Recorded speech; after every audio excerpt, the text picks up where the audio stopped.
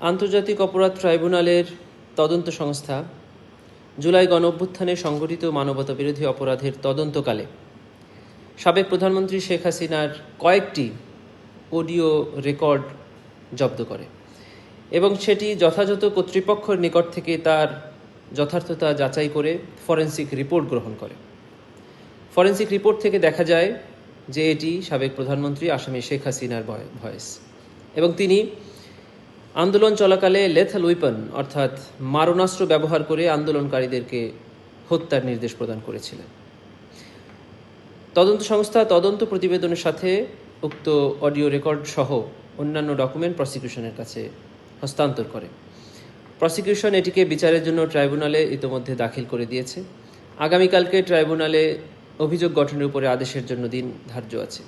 যদি ট্রাইব্যুনাল অভিযোগ গঠন করে তবে প্রসিকিউশন উক্ত অডিও রেকর্ডটি ট্রাইব্যুনালে সাক্ষ্য হিসেবে উপস্থাপন করবে। আপনারা জানেন যে বিবিসি গতকালকে উক্ত অডিও রেকর্ডটি তাদের মতো করে অনুসন্ধান করে তারও সত্যতা পেয়েছে এবং তারা নিশ্চিত করেছে যে উক্ত অডিও রেকর্ডটি সাবেক প্রধানমন্ত্রী শেখ হাসিনার। আমরা প্রসিকিউশনের পক্ষ থেকে মনে করি বিবিসির উক্ত প্রতিবেদনের কারণে ট্রাইব্যুনালের বিচারের স্বচ্ছতা এবং জবাবদিহিতা আরও এক ধাপ এগিয়ে গেল। আপনারা জানেন যে আন্তর্জাতিক অপরাধ ট্রাইব্যুনাল আইন অনুযায়ী যে কোনো দেশীয় বা আন্তর্জাতিক সংস্থার পক্ষ থেকে যে কোনো রিপোর্ট ট্রাইব্যুনাল জুডিশিয়াল নোটিশ বা কমন নলেজের ভিত্তিতে সাক্ষ্য হিসেবে গ্রহণ করতে পারে।